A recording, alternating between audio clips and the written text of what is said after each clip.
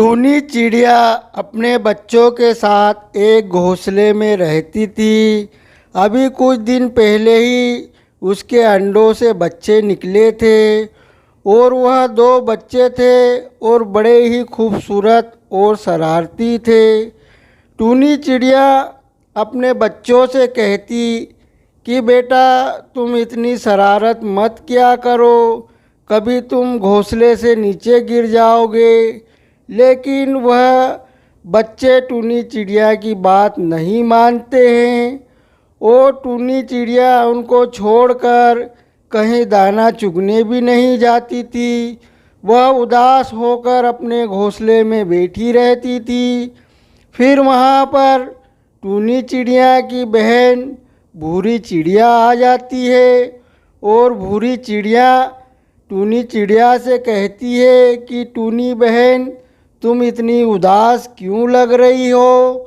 तो वह टूनी चिड़िया कहती है कि देखो ना दीदी, ये मेरे बच्चे बहुत ही शरारती है, ये बहुत शरारत करते हैं और ये कहीं घोंसले से नीचे ना गिर जाए, इसलिए मैं कहीं दाना लेने भी नहीं जा पाती।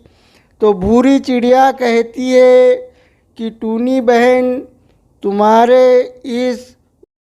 तुम्हारी परेशानी का हल मेरे पास है। मैं तुम्हें एक उपाय बताती हूँ। तुम एक झूला बाजार से खरीद कर ले आओ और जब भी तुम दाना चुगने जाओ तो उस झूले में अपने दोनों शरारती बच्चों को बिठा के जाया करो। फिर तुम्हारे बच्चे उस झूले से नहीं गिरेंगे।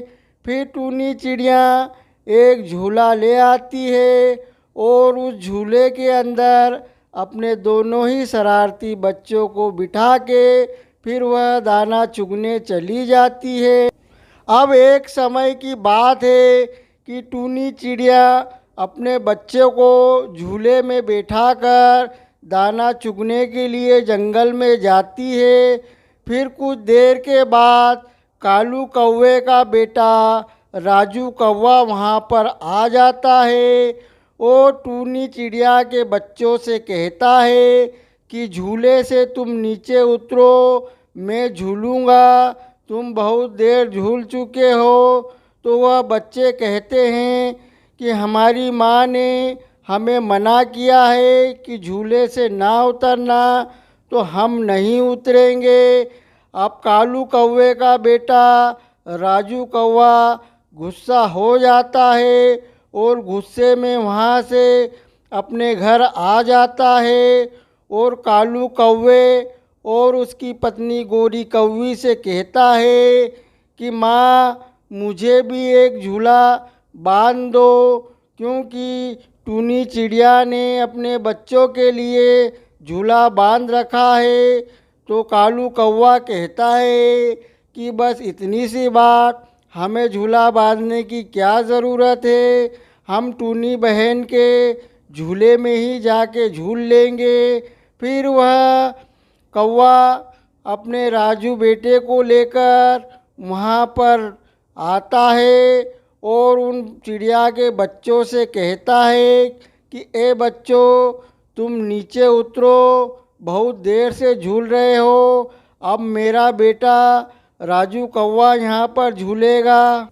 फिर कुछ देर के बाद ही वहाँ पर टूनी चिड़िया आ जाती है और टूनी चिड़िया कालू कौवे से कहती है कि कालू भैया ये कौन सी तुम्हारी दादागिरी है, झूला मैं बाज़ार से ख़रीद के लाई हूँ, मैं अपने बच्चों के लिए लाई हूँ, मेरे बच्चे ही झूला झूलेंगे, तुम इस पर अधिकार क्यों जमा रहे हो।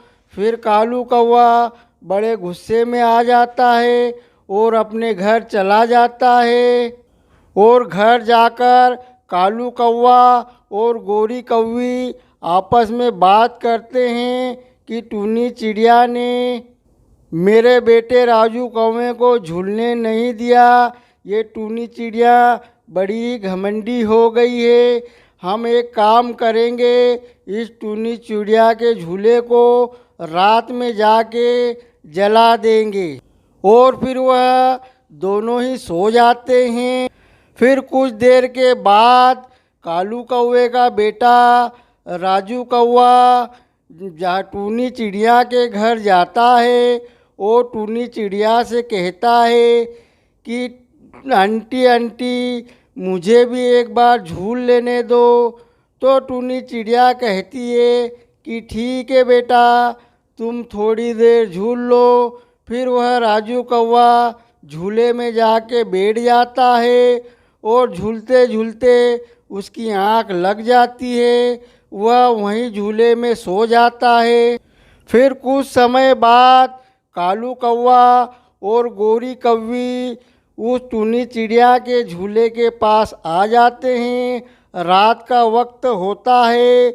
झूले के अंदर राजू कौवा होता है, लेकिन रात की वजह से कालू कौवे को अपना बेटा दिखाई नहीं देता है। और फिर कालू कौवा उस झूले में आग लगा देता है। वह झूला जलने लगता है। अब टूनी चिड़िया झूले को जलता हुआ देखकर वहाँ पर आ जाती है और कालू कौवे से कहती है कि कालू भैया, तुमने ये क्या किया? तुमने झूले में आग क्यों लगा दी?